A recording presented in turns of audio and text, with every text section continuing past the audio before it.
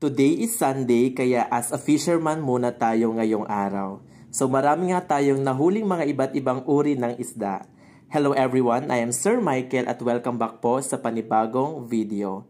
So ngayon ay gumawa lang po ako ng isang activity sa reading kung saan mag-e-enjoy ang mga bata.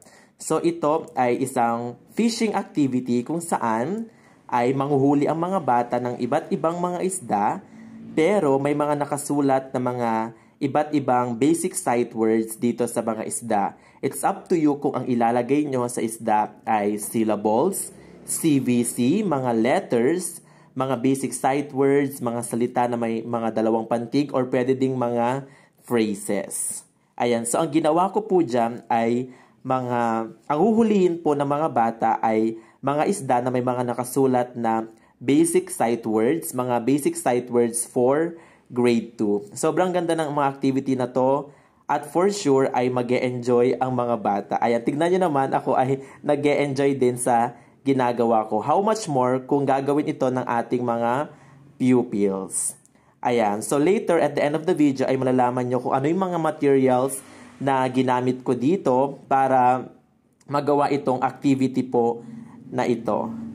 Ayan, so ipopost ko din po sa aking Facebook page na Sir Michael ang JPEG format, ang soft copy po nito sa mga nagme-message po sa akin. Sorry kasi hindi ko nasasagot lahat ng mga messages ninyo, pero just visit my Facebook page, makikita nyo doon yung link ng drive ng aking mga materials. So ito na po yung mga nahuli kong mga isda. Ayan, so ang ginawa ko po ay nagprint lang po ako ng mga iba't ibang isda. Kumuha po ako ng mga clip art sa Google. Ayan, maraming salamat po sa owner ng mga clip art po na ito sa Google. Ayan. So nilagyan ko lang po ng mga basic sight words. Ginupit ko po. And then, ayan. So gumawa lang po ako ng 20 basic sight words. Pero gaya po ng sabi ko kanina, pwede kayong gumamit ng CVC, mga syllables, depende po sa kaya ng ating mga pupils. Pwede din po itong gamitin sa ating catch-up Fridays. Ayan, so naggupit lang din po ako ng mga iba't ibang stones, mga water na maaari nating ilagay dito. And then after that, after kong gupitin, ito po, dinidikit ko na po siya kasi ginawa ko po itong back to back para hindi sayang. Ayan. Yan po yung ginawa ko. So, para gawing back to back, kailangan mo lang i-flip yung isang isda para eksaktong-eksakto po siya.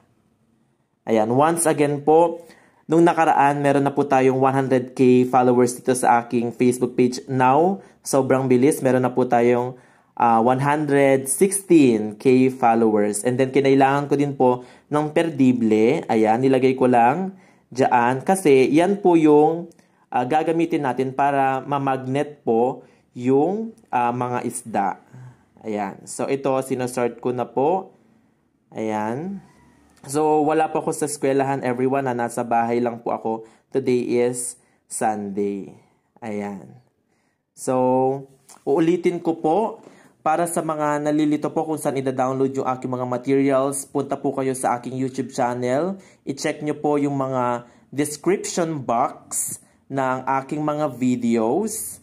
Ayan, meron po doon sa description box, meron pong dalawang link doon kung saan nyo po i-download yung mga reading materials, instructional materials, mga flashcards, tar papel, JPEG format, mga soft copies. Doon nyo po pwedeng i-download. Pwede nyo pong gamitin inyong DepEd account or ang inyong mga personal Gmail account. So ito po, once again, yung fishing game na maaari nating ipalaro sa ating mga pupils. Siyempre, uulitin ko, mag-print po kayo ng mga isda na may mga nakalagay na basic sight words, CVC, at pwede na po siyang i-magnet.